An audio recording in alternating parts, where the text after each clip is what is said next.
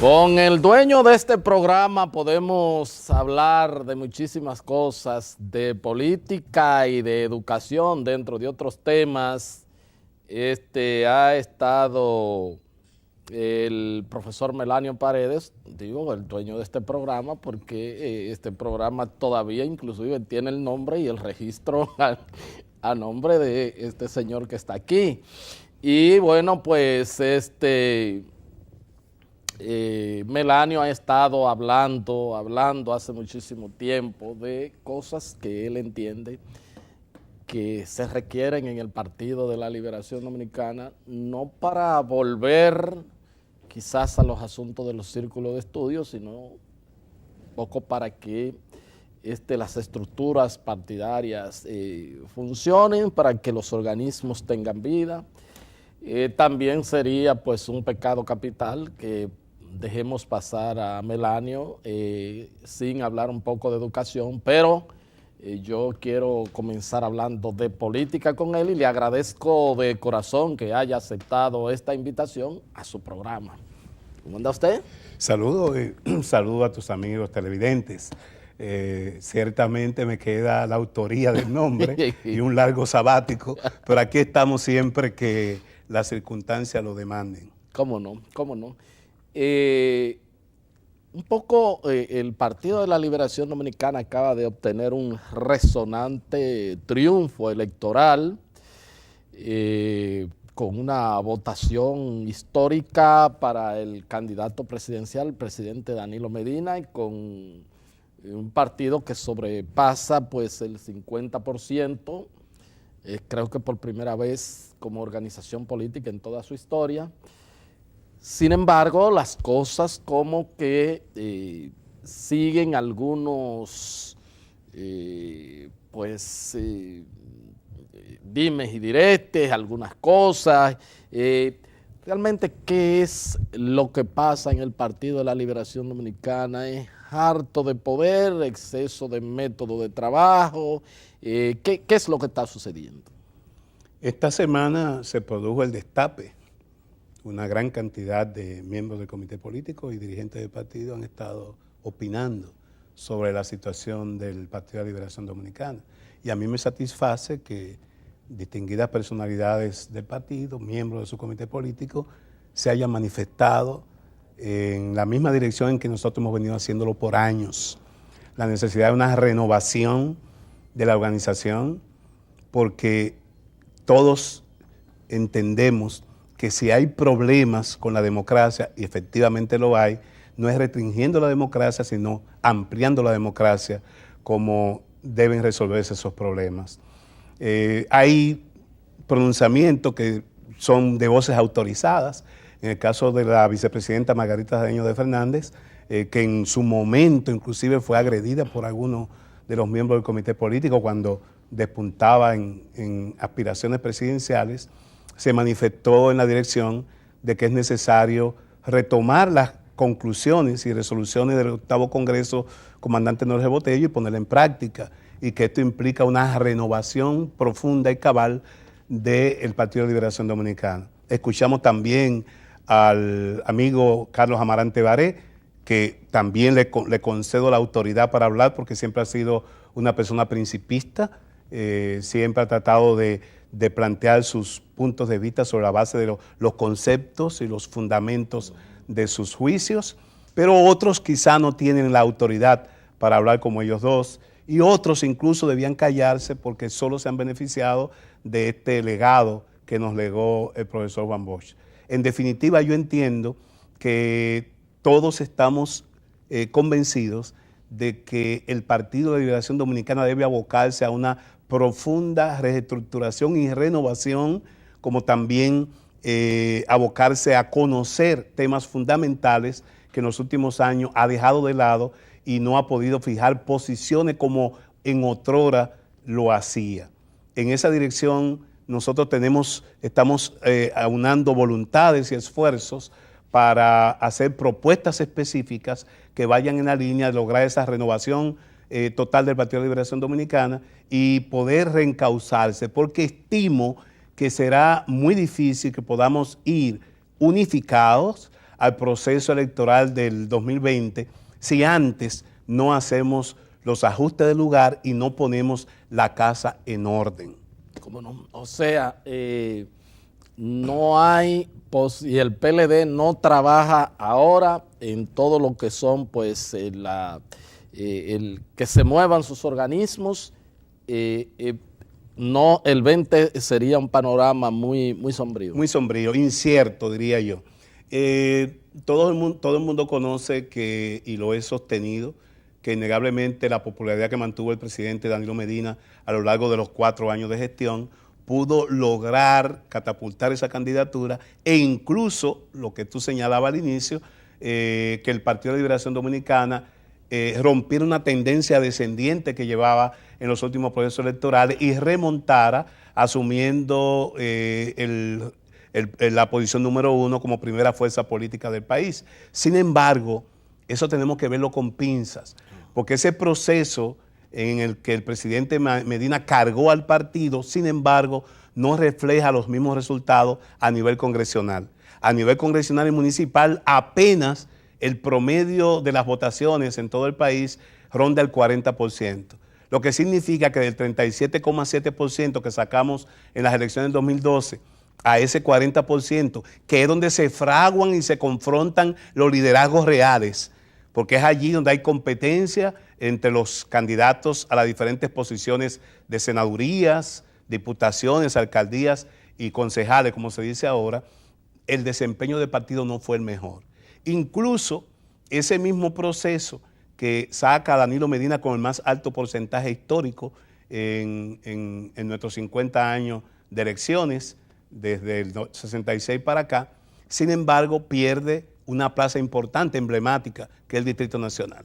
Y que muchos entendemos que tenemos que someter a evaluación exhaustiva lo que aconteció ahí y lo que aconteció también en Puerto Plata, que se planteaba como una de las plazas en que ganaríamos la senaduría y resultó todo lo contrario. No significa esto que yo entienda que hay que ganar todas las elecciones en todos los lugares, pero evidentemente que hay fenómenos atípicos dentro de ese proceso que tienen que ser evaluados, tienen que ser ponderados, hay que desmontarlo en sus partes, como siempre dijo el profesor Juan Bosch, para entender las razones que llevó a esos resultados. En caso contrario, lo que aconteció aquí en el distrito y cuando sectores empresariales, todo el mundo reconoce que participaron de ese proceso y le aceptaron una derrota al Partido de Liberación Dominicana en esta plaza emblemática, pudiera ser un escenario que algunos estén acariciando hacia el 2020. Por eso entendemos que aun cuando hubo un pacto político que de alguna manera evitó el fraccionamiento de la organización y todos saludamos, ese pacto político solo debe abarcar la cuestión electoral. Ese pacto político implicaba la reelección por reelección del presidente y los puestos congresionales y algunos municipales, e implicaba también la distribución de manera equilibrada, como dice el mismo documento, de las posiciones que se derivan de las elecciones, en este caso la presidencia de la Cámara Legislativa. Ahora algunas personas no quieren reconocer ese pacto en lo atinente a ese aspecto, y yo soy de los que sostengo que el pacto solo tiene validez en el aspecto electoral y lo que se derivó de esas elecciones. De ninguna manera en lo que tiene que ver con el funcionamiento interno y la estructura orgánica del PLD, y por ello, y esto es quizá una primicia para tu programa, nosotros en ocasión de la celebración de la Asamblea de Delegados que proclamó al presidente Medina y le dio potestad para practicar o para proponer la política de alianza, también se aprobó la ratificación de ese pacto del 28 de mayo en lo atinente a que las autoridades del partido debían mantenerse en sus puestos hasta después del 2020. Nosotros hicimos formalmente la impugnación de esa parte de la Asamblea de Delegados por entenderla antiestatutaria e inconstitucional. Y lo hicimos porque precisamente la Constitución del 2010 ya prevé y establece instancias jurisdiccionales donde los militantes de los partidos pueden acudir en defensa de sus derechos de ciudadanía o derechos fundamentales. ¿Y por qué sabemos que en los últimos tiempos el comité político y la élite, como se le ha denominado, ha utilizado subterfugios, artificios para perpetuarse en el poder, manteniéndose más allá del tiempo que prevén los estatutos y también represado al partido en todas sus instancias intermedias municipales y provinciales. Eso no es posible ya que podamos sostenerlo más allá de el momento actual, y por consiguiente somos de opinión que el pacto aplica en la materia electoral, pero no en la materia orgánica, en el funcionamiento interno del partido, el cual debe abocarse desde ya a prepararse para los próximos 2 años en un proceso que implique la reestructuración de todos los organismos intermedios que están frisados y represados desde el 2001, de las direcciones municipales y provinciales, como también de la renovación total de su comité central. El 8º Congreso, al que se refirió la vicepresidenta Margarita Cedeño de Fernández, establece, y concluyó en el 2014, que en el próximo Congreso, el 9º, debía renovarse de manera total la dirección del partido. Eso corresponde al año 19. Como el año 19, y es muy probable que se hiciera exprofeso, el año 19 ya es un año de pre-campaña, claro. Estamos, un grupo de compañeros que me acompañan, impulsando la iniciativa de que el 9º Congreso se inicie a finales, en el último trimestre del año 2018, y concluya con la juramentación de sus nuevas autoridades el 26 de enero del año 2019, como siempre se hizo durante la presidencia y liderazgo del profesor Juan Bosch. Con ello, ordenamos la casa con suficiente tiempo, no hay ahora nada que pueda poner en peligro una competencia interna y nos preparamos para dejar todo el año 2019 y los primeros meses del 2020 para definir candidaturas hacia ese certamen. Estamos compelidos a hacer eso. De no hacerlo, enfrentaremos serios inconvenientes, insisto, para ese proceso del año 2020. Sin embargo, profesor, hay cosas que hay que verlas. Número uno, usted puede estar seguro de que a partir del 16 de agosto, y cuidado, ya van a salir candidaturas, gente aspirando a la presidencia de la República, que pondrán esos intereses por encima de cualquier movilidad interna, de cualquier proceso en cuanto a la estructura dirigencial del partido. Y número dos, un PLD que para escoger 20 diputados, algunos alcaldes y algunos concejales, hubo 3 muertos y todas esas cosas, y algunos cuestionan inclusive la última escogencia. Encuestas cuestionadas. Sí, entonces algunos cuestionan también la parte del proceso previo de completar el comité central y todas esas cosas. ¿Usted cree que este partido, eso no podría también ser otro proceso que cuidado, si se lo lleve de paro al PLD y que pueda salir alguna división? No ha hurgado en el interior de quién podría arbitrar y de quién podría garantizar que las cosas se hagan como Dios manda y que, bueno, pues como alguien dijo, ¿verdad?, sobre poderoso caballero don dinero, pues pueda eso sustituir el liderazgo real del partido por no tener la plata suficiente para competir. O sea, tiene toda la razón. Ese carácter acucioso como comunicador que siempre está caracterizado, pone el dedo sobre la llaga, porque esa es la primera aprehensión, no solamente tuya como comunicador, sino de muchos PLDistas, e incluso hay sectores dentro que se cuentan gente muy cercana al presidente Fernández, que entienden que un proceso como ese lo que tiene por objetivo es llevárselo de paso. Yo quiero adelantar lo siguiente, porque cada cosa en su lugar. Estamos planteando un Congreso hacia el 2018, pero no bajo las condiciones actuales, no bajo las condiciones anteriores. Aquí lo primero que tiene que resolverse, y conozco de aprestos que se hacen en el Congreso Nacional, es resolver definitivamente las reglas de juego de la democracia dominicana. es inminente que no solamente el Partido de la Liberación Dominicana, todo el régimen político dominicano pueda ponerse al día auspiciando, ya sea en la transición o con el nuevo Congreso una vez instalado, el establecimiento de un código electoral que implica 3 piezas importantes: la ley de partidos políticos, la ley de participación electoral y una ley de garantías electorales. La primera de ellas va a preservar y debe estar alineada al artículo 216 de la Constitución, que establece la transparencia y la democracia interna, y por consiguiente, ningún partido político dominicano en estos momentos está en capacidad de gerenciar sus procesos internos. Esa ley de partido debe establecer con claridad que el arbitraje de esos procesos debe recaer en la Junta Central Electoral, como lo consigna el propio proyecto de la Junta, que es el que debe ser tomado en cuenta, porque aquí hay gente hablando de ley de partido. El presidente, junto a Miguel Vargas, en ocasión de la celebración de la reunión de la Internacional Socialista, plantearon la necesidad de resolver eso como tarea 1-1 después de las elecciones.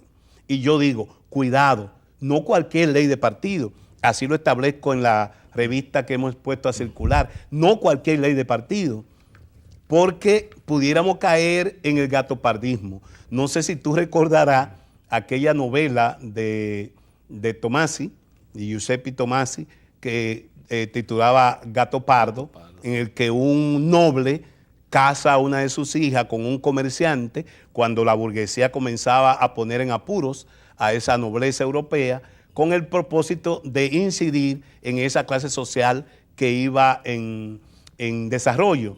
Y naturalmente se consideró el gatopardismo como producir algún cambio para que no pase nada. Es decir, no vamos a aprobar una ley de partido para que todo siga igual. Tenemos que aprobar una ley de partido que ponga en claro, número 1, que las directivas de los partidos tienen que renovarse periódicamente. Y como dice el proyecto de la Junta, su periodo de vigencia no debe exceder el mandato presidencial que establece la Constitución. Número 2, debe establecer con claridad que el árbitro en esos procesos, no importa si son con padrones abiertos o cerrados, simultáneas o no, pero el árbitro debe ser ajeno a la influencia de las élites de los partidos, porque ya las élites no tienen soberanía sobre las organizaciones. Y tercero, debe establecer con claridad, por lo que tú señalabas, un régimen de financiamiento que no puede ser tan ambiguo como el último proyecto que tengo en mi poder y que se sometió por consenso en abril del año pasado, en el que se establecen 3 fuentes de financiamiento distintas. El financiamiento público, que es que conocemos por ley, el financiamiento privado, dejándolo abierto como el Océano Atlántico, y el financiamiento propio en base a las cuotas de los afiliados o actividades que desarrollen las organizaciones. Eso sin ningún control, eso no es posible, porque bajo esas condiciones seguiremos entonces en que las decisiones de los partidos las tomarán los dueños del dinero y los más poderosos. Es importante para cualquier evento estatutario, interno, eleccionario en los partidos, particularmente en el nuestro, que se pongan esas reglas de juego claras antes de que vayamos al proceso, porque innegablemente que si vamos a las condiciones actuales sería un matadero. Y por último, durante el periodo de mandato nuestro, en nuestros estatutos se consignó, en el año 1996, la separación entre el poder gubernamental y el poder partidario. Lo que se estableció en aquel momento y que yo estimo que hay que retomarlo ahora, es que ninguna persona que fuera una función del Estado que implica el compromiso con su tiempo y los esfuerzos, pueden ser dirigentes del partido al más alto nivel. Naturalmente, entiéndase miembros del comité político. Digamos que se pudiera ser permisible en términos de la membresía del comité político si son electos por las bases, pero ninguna secretaría del partido, incluida la Secretaría General, debe ser ocupada por una persona que tenga al mismo tiempo funciones gubernamentales del primer nivel, ministros, directores generales o presidente de las cámaras legislativas. De manera que podamos separar y dedicar a tiempo completo y a la atención del partido a cuadros que pague el propio partido con los recursos que recibe. todo el secretariado del partido, encabezado por la Secretaría General, deben cumplir con ese mandato, no deben ser funcionarios públicos. La participación en los procesos electorales, congresos, etcétera, no deben participar personas que estén ocupando posiciones principales en la administración pública, porque estarían expuestos a usar los recursos del Estado en esos procesos internos. Es fundamental que esas reglas se pongan sobre la mesa antes de ir a un proceso de renovación, como estamos demandando de nuestra organización política. Bueno, yo creo que ha habido una explicación ahí pues muy sucinta de todo este planteamiento. Vamos a solicitar al profesor Melanio Paredes su anuencia. Vamos a ir a una pausa y ya regresamos con la parte complementaria de la entrevista.